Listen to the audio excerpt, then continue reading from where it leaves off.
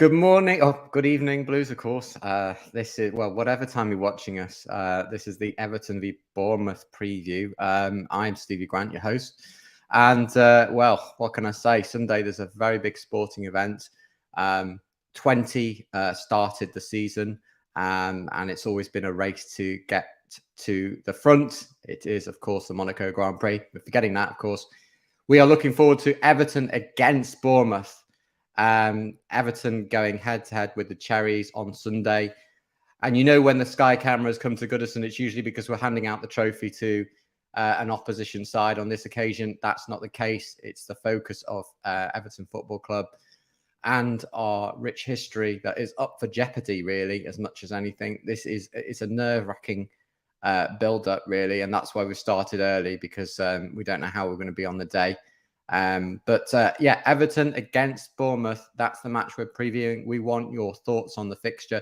We'll be previewing it. We'll be on this Today show. I'll be bringing in Andy Mabbs, my good friend, and we'll be looking at team news as well as past fixtures and results against the Cherries. We'll be looking at Everton's formation and how they may line up on Sunday with the notable absentees that we know about already. And we'll try our best to keep some level-headed predictions going.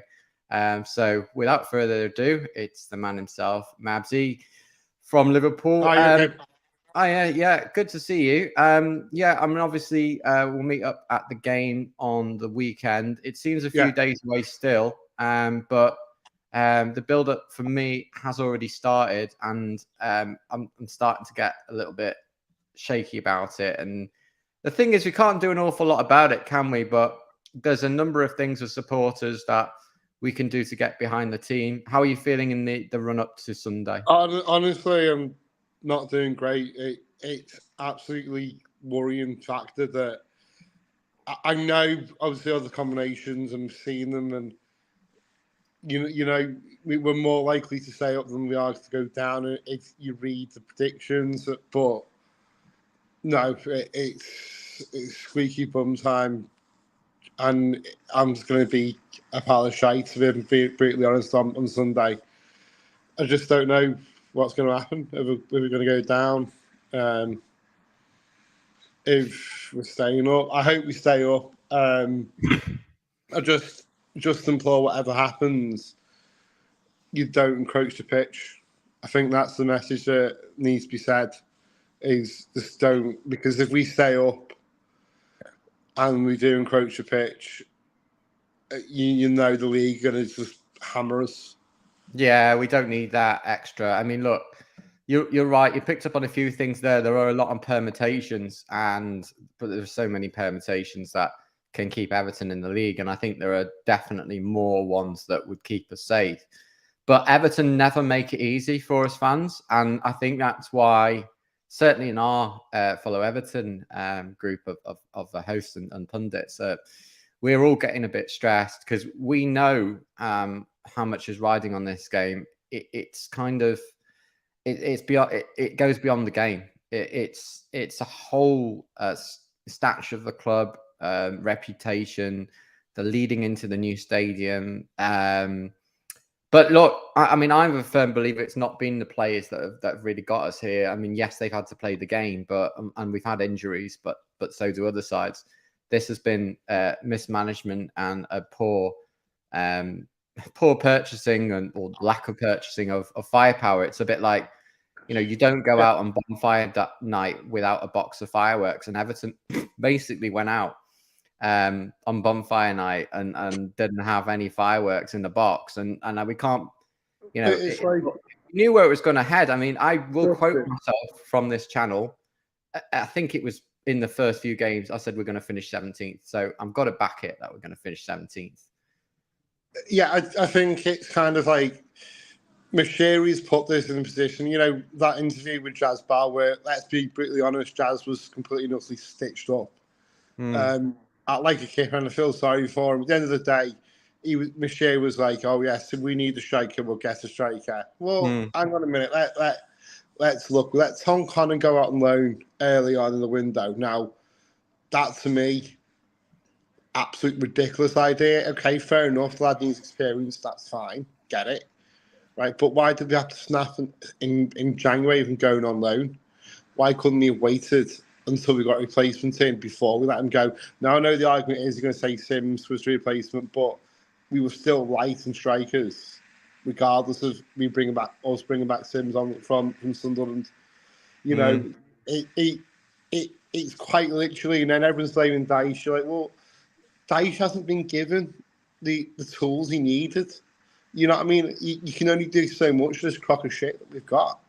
Let's not beat around the bush, you know.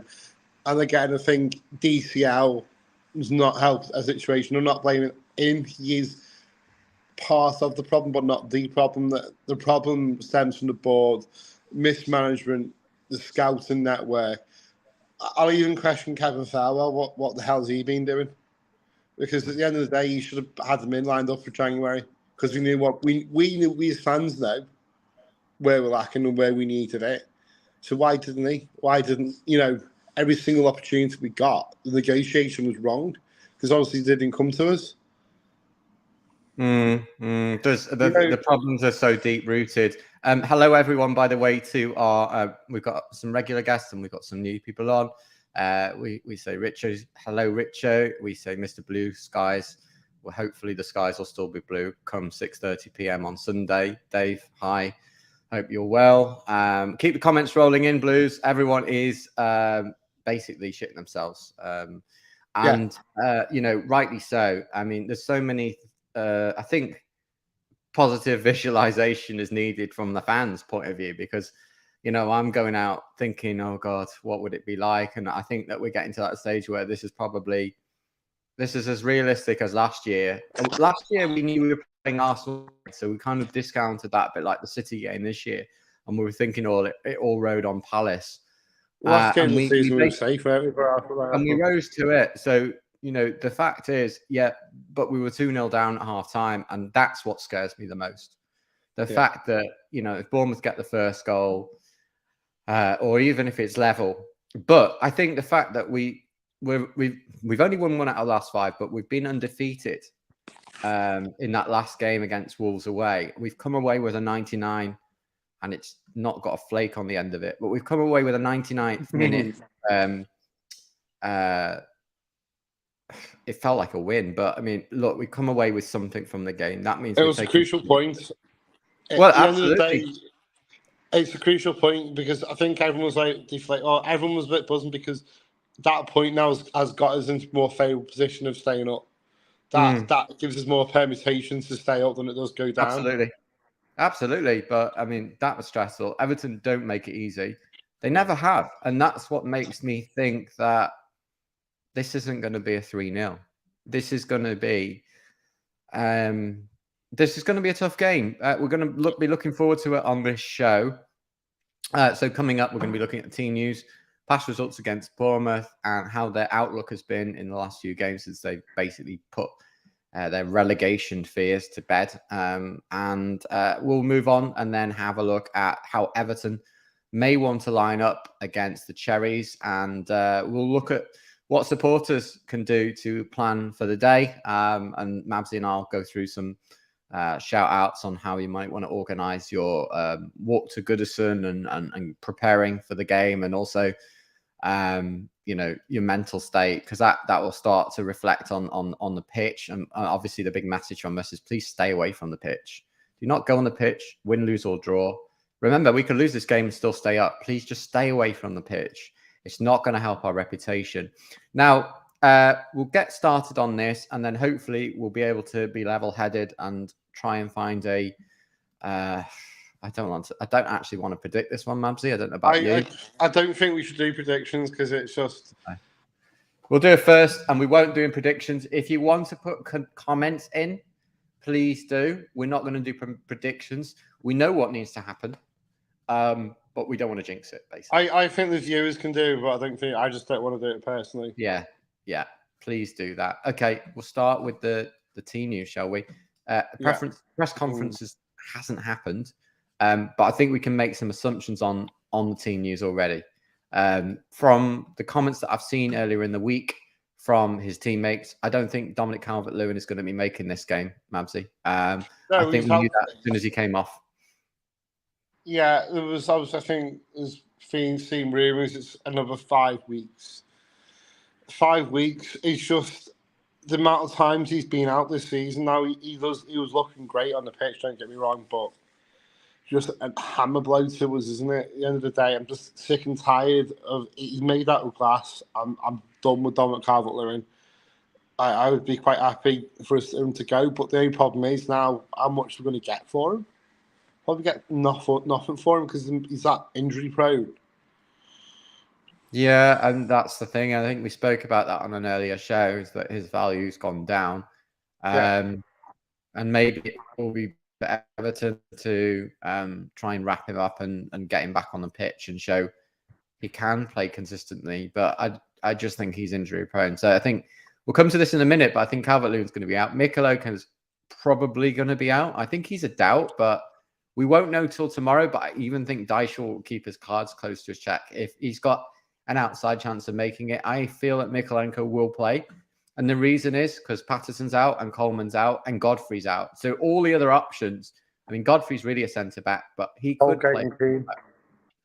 Holgate and Keane are the options that Everton have got. We'll come to the formation in a minute, but how much of a factor is it going to be that we're going into the biggest game?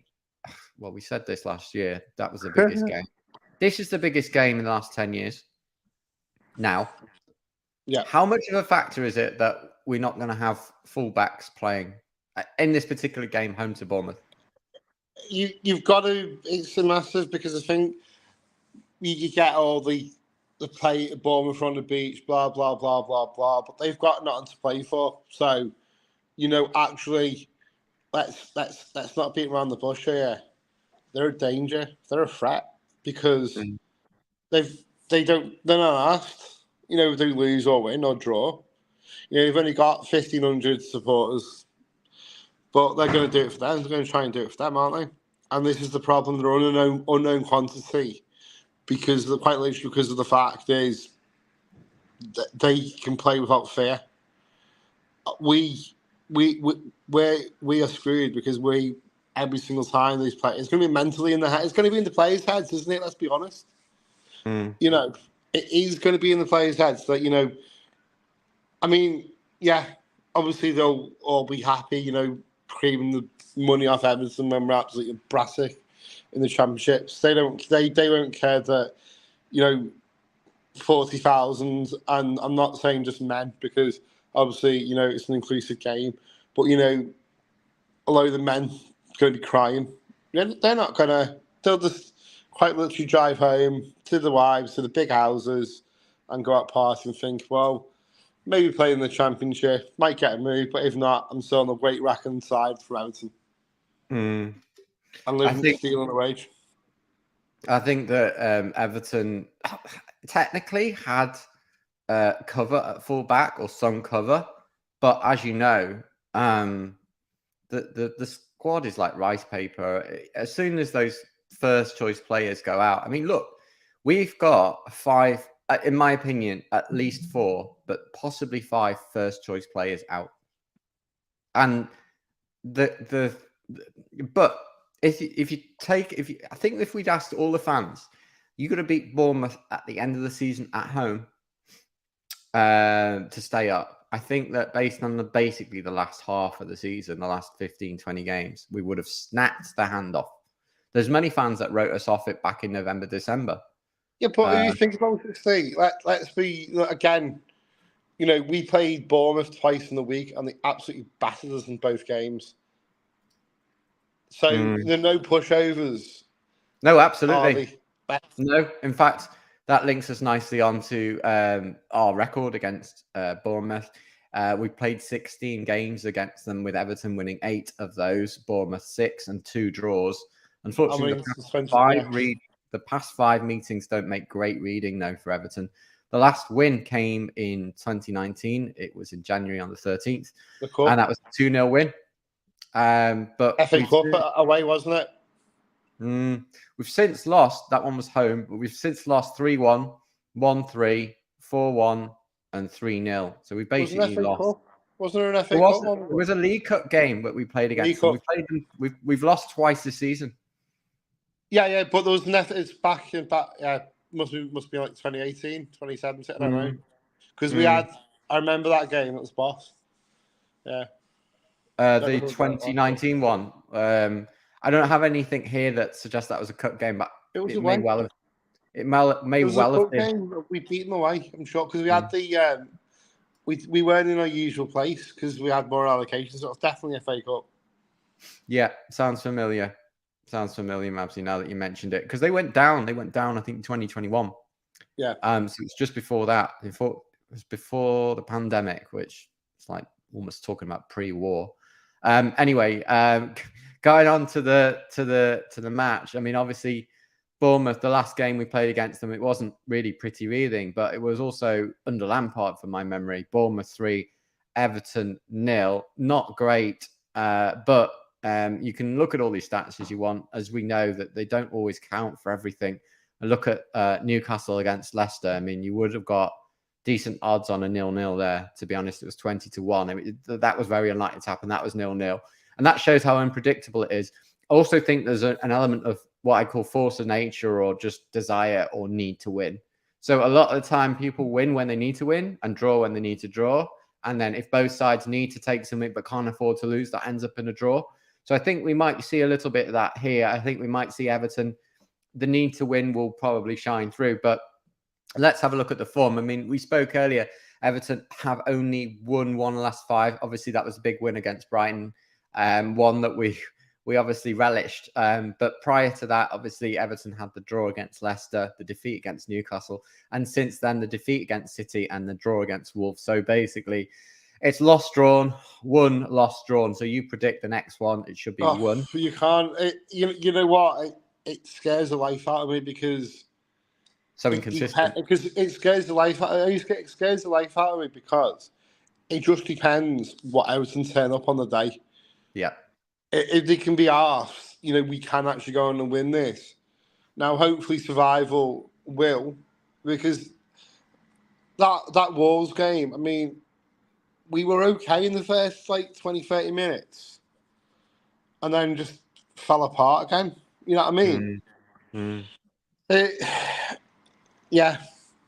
As I say, it is hopefully what team Everton put out, what the Everton team turns up. Now, obviously, we haven't mentioned who's going to be up top. No. Come on to that in a sec. Okay. We'll just quickly go through the Bournemouth recent history. Basically, they've lost the last 3, which is good news from our point of view. But potentially they might be due a result, and they will be playing with that last day of the season freedom. But basically, they lost to Man U 1-0. They lost to Palace 2-0 before that, and they even lost to Chelsea. Now that suggests that Everton can get something from the game.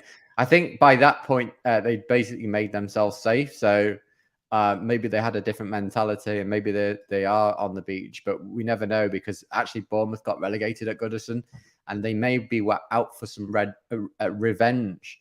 Yeah, but you said that about Newcastle. Everyone's saying about Newcastle and Leicester, and look what happened there. So basically, their form is they've won 2 of the last 5, but they've lost 3 of the last 3. So we'll see what Bournemouth turns up and how much they want it. Basically, that really is what it boils down to. So we've spoken about the team news and we know what we need to do. Mabbsy, what does your lineup look like, and how do you see Everton approaching this game? I don't know because considering who's going to be in out. Well, have a look at my lineup here. Okay. Let's have a look at this as a starting point. The reason why I'll talk you through why I've picked this, Mabbsy, because I think Everton have got to play an attacking lineup and also have problems. The problems are at fullback and up front. So starting with the back. I mean, obviously Pickford picks himself. He's been in incredible form, and a bit like last season, there's been some saves that really have kept us in this fighting position. You can think all you want about us, potentially dropping points at Leicester. But you could also say that, you know, without Pickford, we wouldn't have got a point there. So Pickford obviously starts.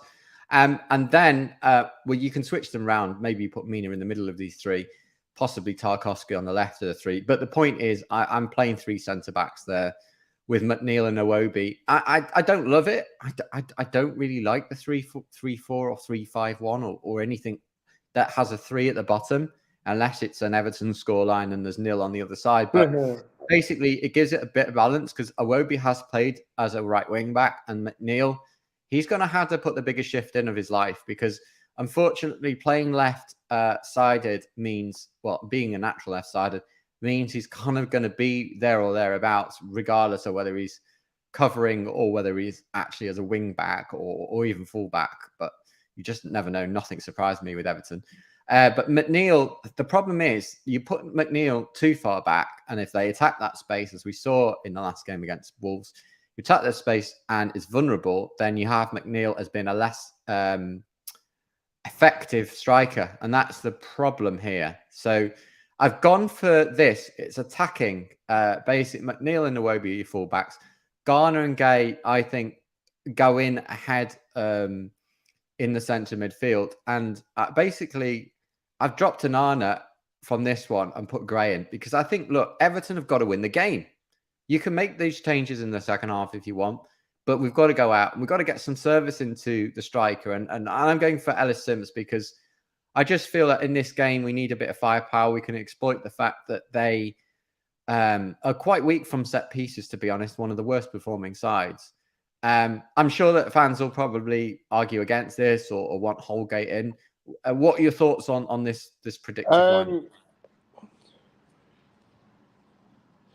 There's only 10 players, Steve. Okay, so we need one more player in. On that note, so who else comes in? Mabbsy, make very light of this. Everton already down to 10 men. We went flying in the first 5 minutes, and Holgate is already sent off. You gotta love it. All right, new lineup coming up in a second. But who do you put in? I think you're very, very dream boy there, thinking that Sims is getting the start. Right. Let's be honest. Sims ain't starting. He'll start Maupay. He will do. He will. For some reason, he doesn't like Sims, and I don't get it. At the end of the day, if I was Ellis, I would be like demanding the transfer. Because at the end of the day, the guy was free scoring at Sunderland, getting the game week in, week out, right? He's come back here, and even he's not getting selected before Maupay. Doesn't make any sense to me. At the end of the day, even Rondon, and I'll give you that, even Rondon left because Maupay was getting the game over him. And you know what? I want, don't get me wrong, I want him to start, and we need him to start. Will he? No. And that's that is like the most frustrating part of it. You know what? Also, who I would honestly, I'm probably going to get shit for it. Why not start Stanley Mills? I don't think he's going to gamble to that degree. I just think that you might be onto something because Dyche just plays the percentages basically, but it's worked because Everton have got something like 1.1 points per game under Dyche and 0.8 points per game under Lampard, and so the fact that he's gone about it in the way he's gone about it, it's basically worked. So we can't argue against it, and I'm with you. We probably will end up doing that. I want him to play Sims because I thought he was excellent. He thought he was excellent against Chelsea away. Sorry, this is the wrong one. We want him, but yet again, it's the wrong one. But we at least give him a game. Give him a game, please. Please give him. Okay, well, sorry, Mills is injured, so I don't know that. But right, here's our new one. And in a minute, I'm gonna bring in Jan for his views, which is going to be great as well.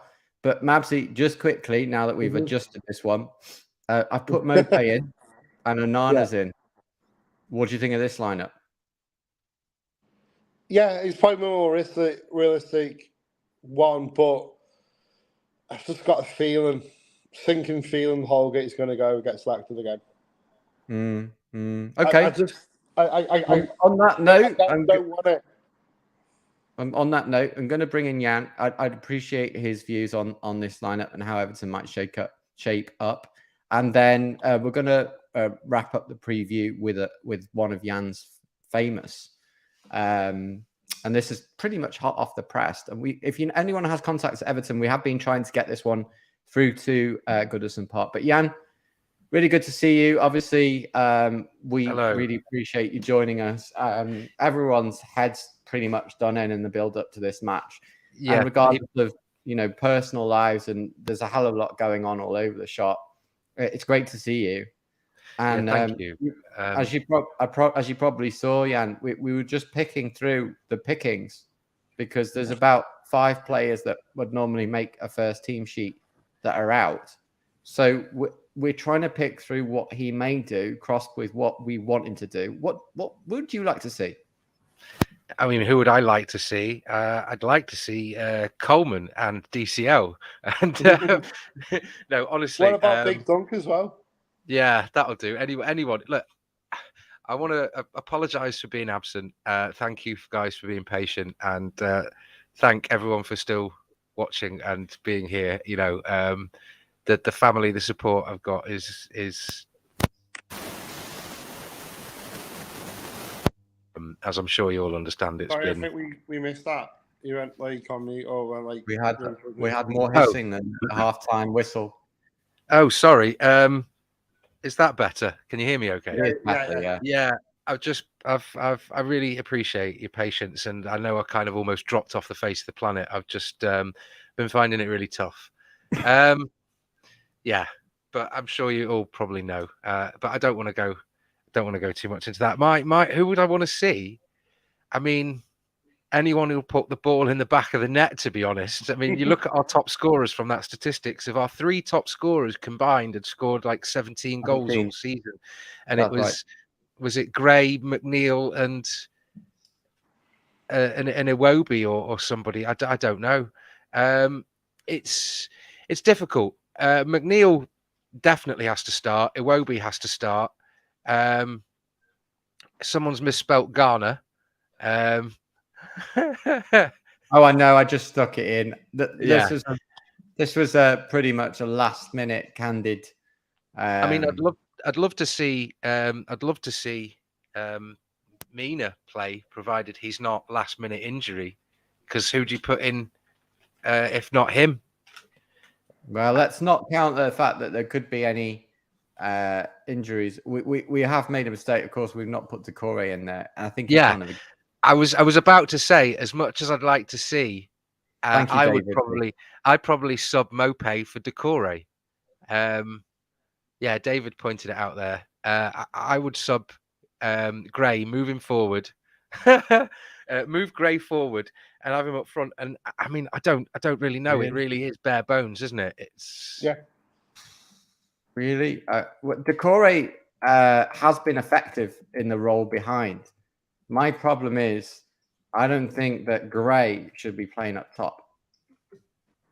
No, because he's not solid enough. He's too lightweight. He is. So I mean, if we were in this situation a few years ago, you'd want someone with a bit more presence, even if they didn't offer what they promised and we hoped. So for instance, and I know I'm going to say a swear word here, but Ross Barkley, right? You could almost put him in a striker role simply because of his physicality. But I don't think that Damari Gray's got that. Mr. Blue Skies, a regular watcher, wants Cody as part of this lineup. He wasn't able to play against Wolves. But anyway, that's slightly controversial in itself. I mean, look, I like Cody, but he's not played in the recent games, and I think this is the biggest game in the last 10 years. Some people will say it's bigger than even Coventry and all of that, because we're going into this new stadium. It's almost like it feels like a new era. But anyway, sorry. Yeah, and also Right, not to be a doom Look, and gloom merchant. I've now combined many of the fans, certainly our views on we're getting closer. At least I've got 11 players on the pitch this time. But as I said to Mabbsy, I fully well, you know what? I joking apart, we need to finish this game with 11 men, and we need to make sure we don't concede a penalty. I know it sounds silly, but we've seen it happen time and time again. By the way, just not a nice stat. I think I don't think we've won in the last 4 at home. 4 games at home we haven't won.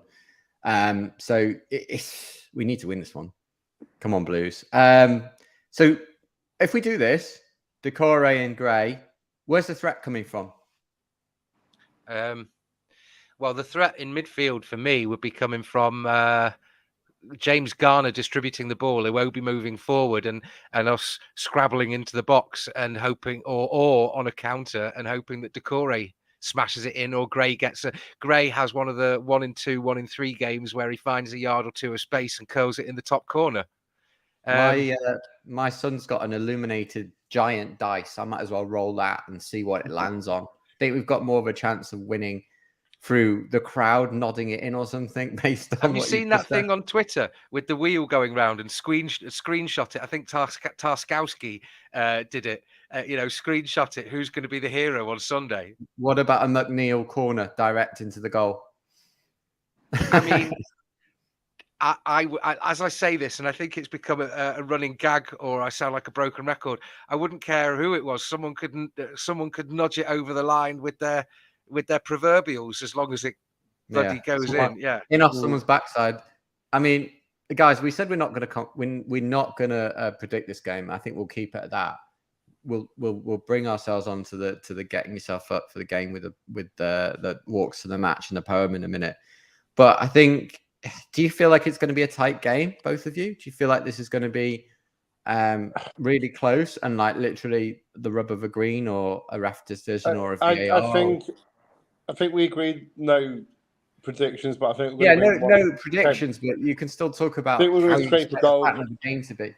I think we're going to scrape a goal. I'm going to go out there 1-0, sod it. Oh, you just said no predictions, and then you've gone against it. I know. You do know. Someone's going to have to bag it as a Cherries win now, otherwise we're going to. Oh, okay. Well, it needs to be 1-0, and I've just been out for a little walk actually, and that's exactly what I picked out as well. I just think we might just scrape it. If I was betting, I would probably go 1-1 and then be looking at other results.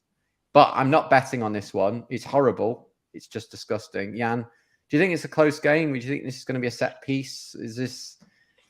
I mean, I feel like I could hedge. I feel like I might be hedging my bets here, but it's sitting on the fence. But it could be one of the.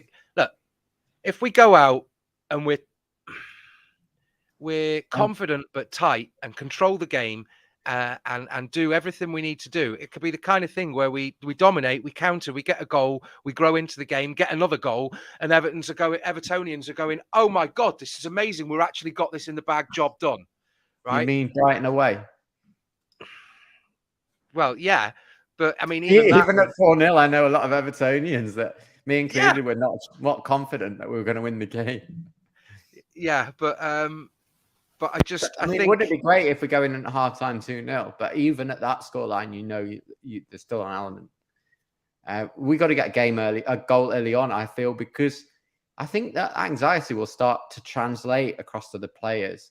And I was thinking about this. I'm wondering if they're playing the give it to Pickford, hoof the ball up last 10 minutes of the game training sessions at home at the moment. Because if it is 1-1, 0-0 or 2-2 or something like that, and we need a goal at the end, we need to be able to unlock the Cherries defence. And we've not been great at it. I mean, it came through Mina right at the end, and that's persistency. And it was quite long ball. I think we need to be a bit more tactful in the way that we go about this game. So don't you mean pick the Cherries? Yeah, pick the Cherries.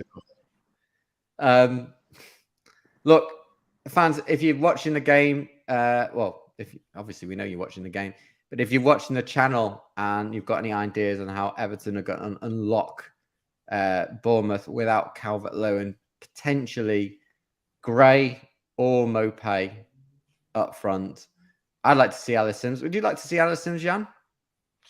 I mean, yes, certainly over Mopé. Not because I don't want to badmouth Mopé, but it's simply the fact that he hasn't done anything when we've wanted or needed him to. No, come on, look. Fine. I have. I don't see the point in being. I mean, who are they going to play up front? Are they going to play Solanke up front? I think so. They've not scored in the last 2 games. I think but that was against United. My worry is, well, 1, I'm worried, just full stop. 2, we're at home. That's not helpful. I just think that we've kind of got that stress of the crowd. But I'd rather be at home than away. Yeah. It's just 100% nerve-wracking. What we need to see from Picton is no short balls, out to defenders, booted up the field all the time.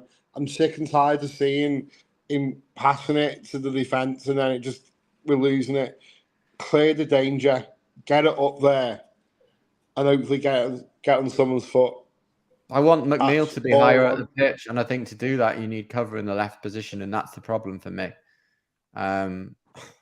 We'll dive into that when we see the lineup prior to the match, but I think we don't know. I think Dyche will be 8 days, won't it? It will be at least 7 clear days to work on the approach to Bournemouth, and at least I don't feel it's 50-50 with Calvert-Lewin. I think he's not playing, so I think from this, Dyche will probably be working it all out, and we'll have all the tacticians on this one because it's a game that's worth an enormous amount. 100 million in it.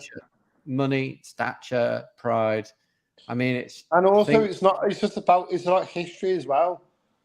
You know what I mean? Long serving top flight club. It's about history.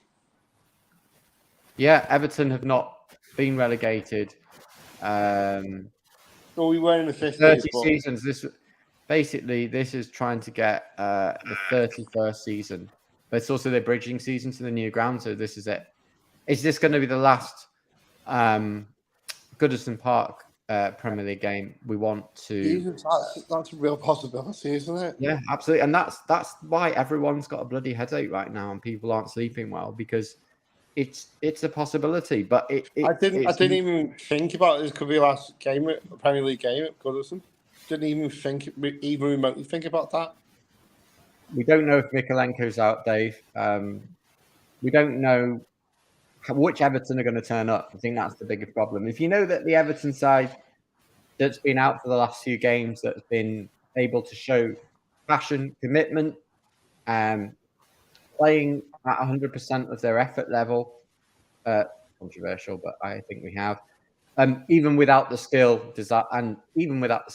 we've got that, plus the crowd, against the Bournemouth side that don't need the result. That's always dangerous, but and we play that game where it's like the tough game. It was 1953-54. 51 was when we went down, and 53-54 was when we came back up. I mean, there's so much on the line. As much as we want to say, oh, it's Bournemouth. I mean, we've seen some crazy results. We beat Arsenal 1-0. I mean, this time last year, we beat Chelsea 1-0 when they were a lot better than they are now. We got a draw at Man City. We've seen teams turn other teams over, and it's just been a complete shock season. Look at the state of the league now.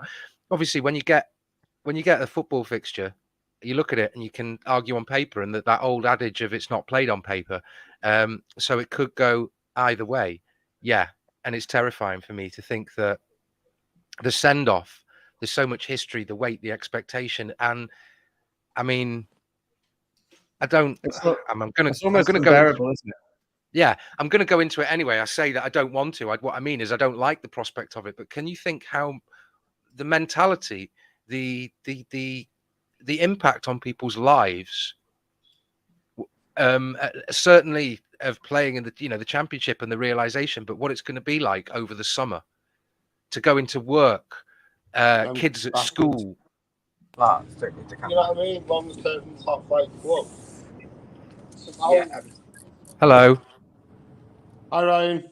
I think we'll bring in Ryan in a minute when it's safe to do so. But I think we don't promote driving and using the computer at the same time. We'll bring in Ryan when we think that.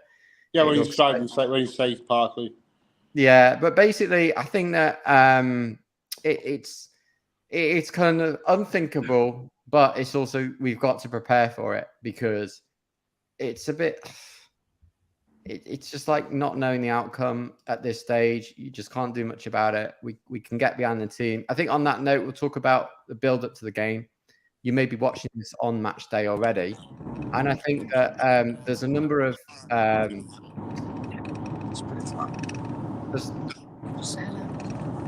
Hello. Hi. Hello, Ryan. Sorry, we're just in the midst of a conversation. The stream is not very good. We can't hear you very well. You can't hear me at all. We can hear you now. Hear you. Yeah, no, because I wasn't speaking. I've got two things I wanted to say. Really, I've listened to your whole preview. Very good, everyone. I think we're going to have a lot of possession against Bournemouth. I think they're going to sit back and try and get us on transition. I think that's what our biggest weakness is, getting done on transition.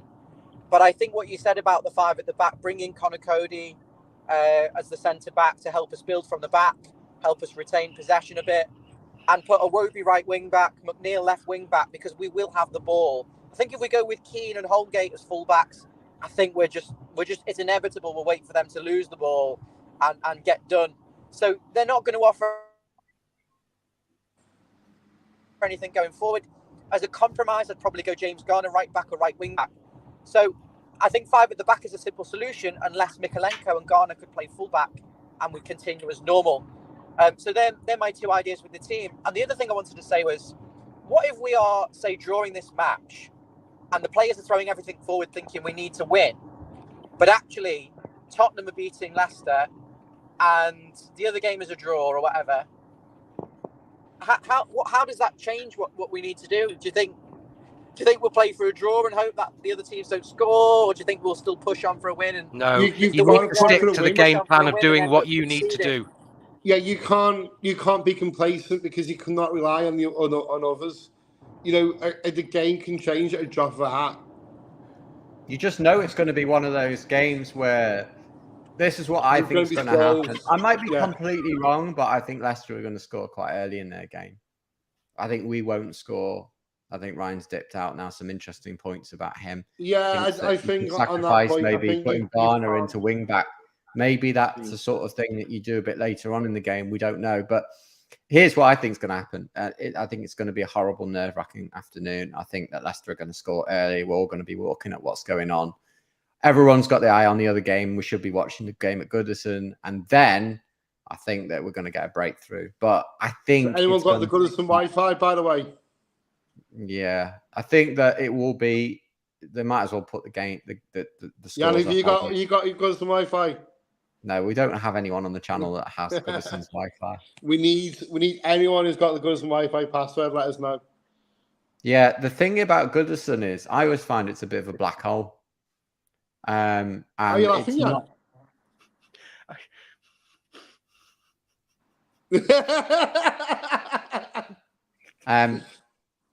Well, we were recently, Mabbsy, when we were in the box, we were able to connect. So yeah, but obviously, yeah. We're not in the box. In fact, Everton need to spend more time in the box than we do.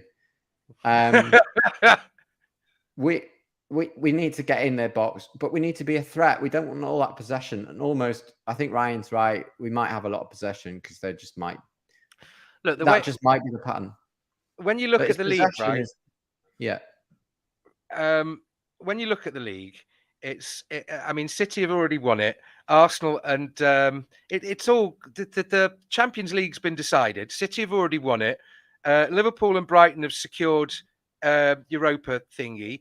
I mean, Aston Villa and Tottenham, is that really that interesting? I mean, you know, the games that they'll be playing will be that should be featuring quite heavily will be Wolves, Leeds, and Leicester.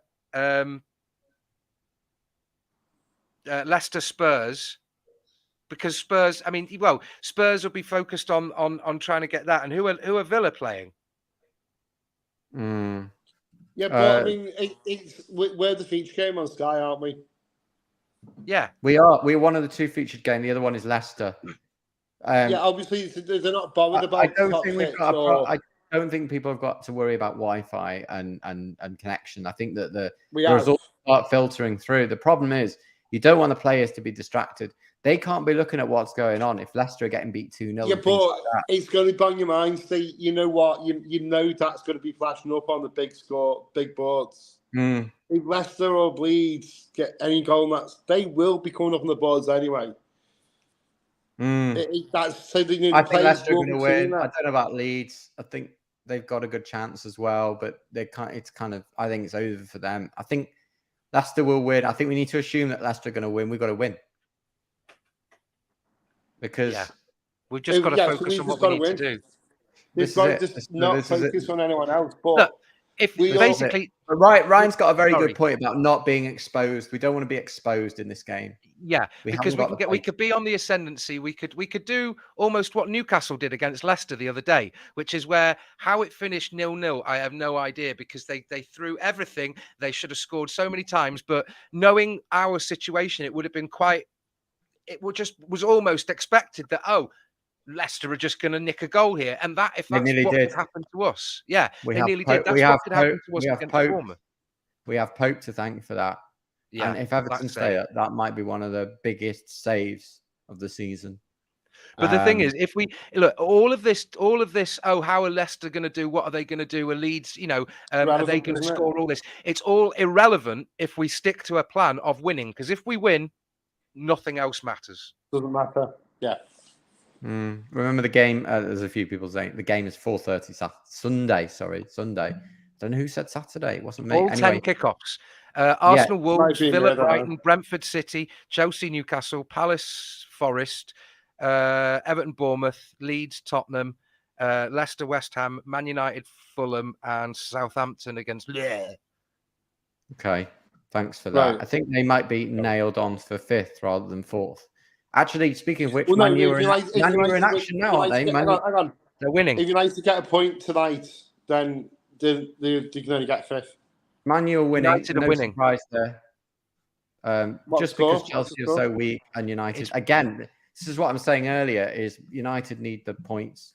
No, they don't. Do they need the points? Casemiro scored. They're in half time now. In fact, when we wrap up, we might all go and be able to watch a bit of that. But the point is, I think that a lot of the time teams get what they need when they need it. Please tell me if circumstances have been different. Everton beat Wimbledon 3-2. They needed to win. They needed to come back. Everton beat Past 3-2. We beat Coventry. There's been other results. Leicester went to Newcastle. They couldn't afford to lose. They got a draw. There were other results at the weekend that were similar. Everton needed to get a point against Wolves. That was predictable. What wasn't predictable is I actually fancied Leeds to do something at West Ham, and I think West Ham played quite well, and I want that West Ham to turn up at Leicester.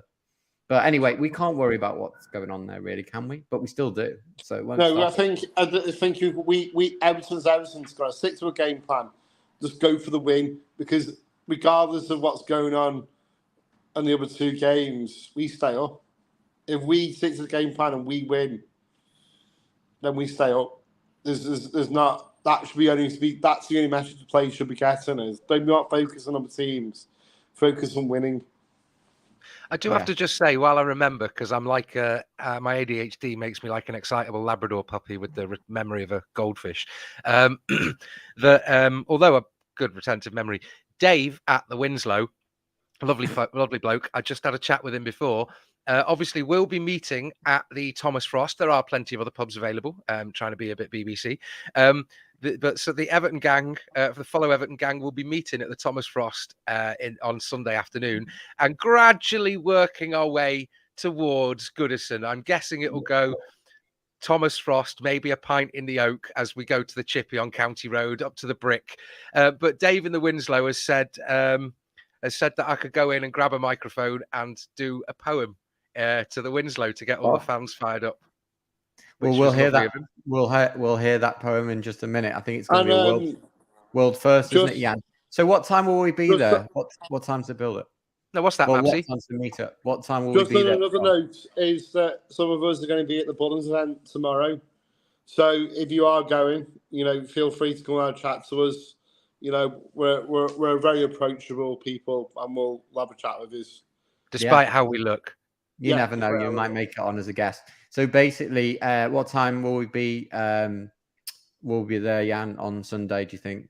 I have no idea. I'm still debating how to get in, whether I'm going to get the bus or the train or God knows what. So I think we'll be rocking up sometime early afternoon.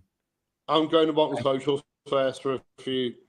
So it's going to be an early start. Make sure that you're there. There is a walk towards the game, sort of a well-known walk. I saw details of that. But the other thing that came out was everyone should be wearing blue. So this 1986 kit doesn't count because it's too much white. 1878. I just on that as well. I think few people have seen on Facebook today. There's a thing saying about attacking the Bournemouth coach, and now that's not from them. I've had that clarified, and please do not attack any coaches. We're not cop-outs. We'll do this. We'll do this the fair way. We'll do it the right way. We're not like those animals across the park. Yeah. Agreed. Yeah, absolutely. No, and once again, I know we said this a few times. Please try and stay away from the pitch, even if you get carried away. We know it could be, it could be pandemonium. It's going to be 90 minutes of hell, or it could be 99. You just don't know. So wear blue, turn up early, get behind the boys. I think that there's a general consensus that people want their people to be in the ground for the warm up to try and give us that elevation. I'm sure there'll be flares, flames, and all of that. For everyone that's watched, no headlocks. For everyone that's watched today's preview, thank you for joining us. The comments obviously do come through. We look at them. Obviously, there'll be more reaction prior to the game, post game. In case you're wondering, Chris is doing a bit of a hop around lots of stadiums in the US at the moment, and that's why he's not about. I'm sure he's watching the game on Sunday, but as far as our involvement, I'm sure whatever happens, we'll be live, even if we're not able to be live. We probably will be still live. We'll still be in the car. I mean, most of the team are at the game. All of us are at the game. So that means that it might be a delayed broadcast, or I'm in the car, I'm furious, or I'm in the car, I've never been so relieved in my whole life. So we don't know. But we're going to wrap up with a poem that I heard.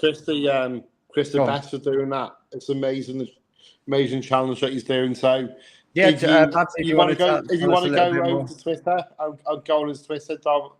Was it Domino Chris? Is it or Domino Chris? Domino Chris, or is it Domino Chris Real? Real. Domino Chris Real. Go onto his Twitter.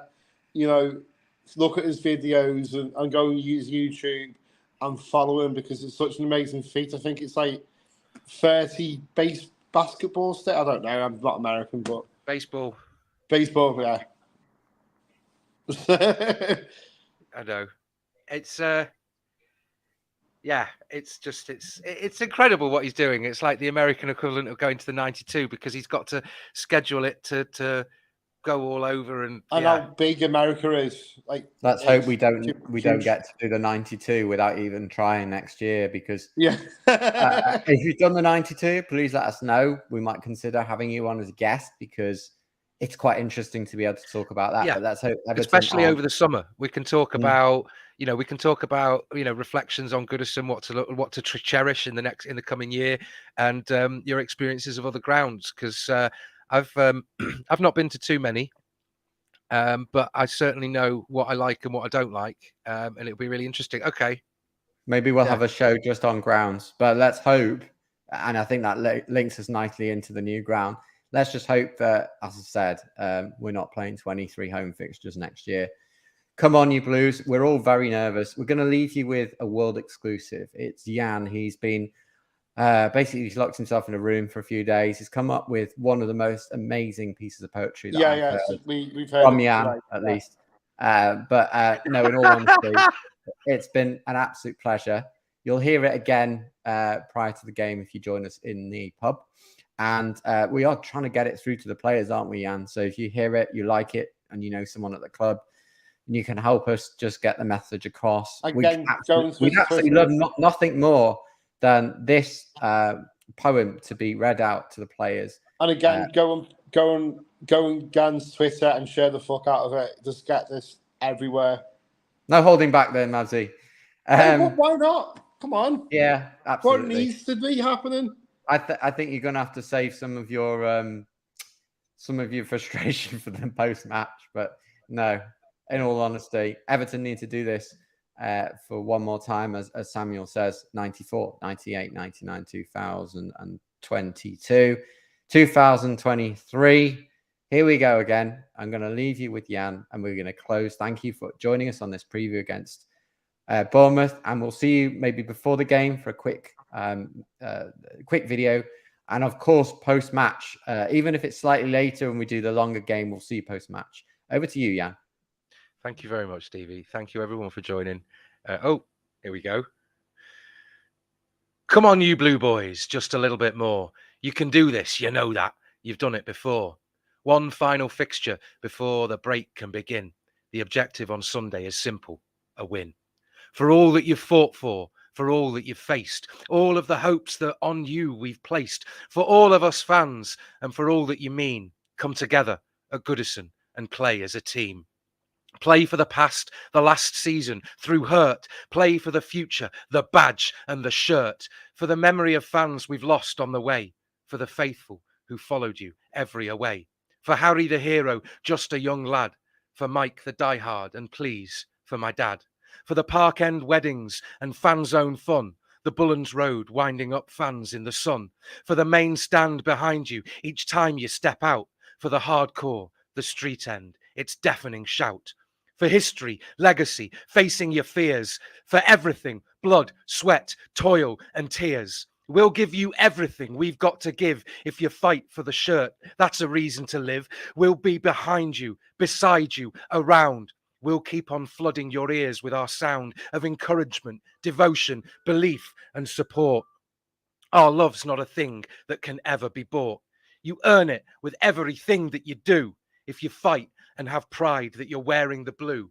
Now you know the task. There's one thing, because come Sunday at kickoff, it's over to us. Relentless, resplendent, one vital thing. We must be unwavering, continue to sing. Sing for the players, hell, sing for their wives. Never stop singing, sing for our lives. Sing for Nil Satis, for Home Sweet Home to me. Sing so we ring out on every TV. Sing for first-time youngsters with inherited scarves. Sing to show Evertonians don't do things by halves. Sing to calm fans at home behind the settee. Sing your bloody hearts out. Sing along with me. We love you, Everton. We do. We love you, Everton. We do. We love you, Everton. We do. Oh, Everton, we love you. Up the fucking Toffees.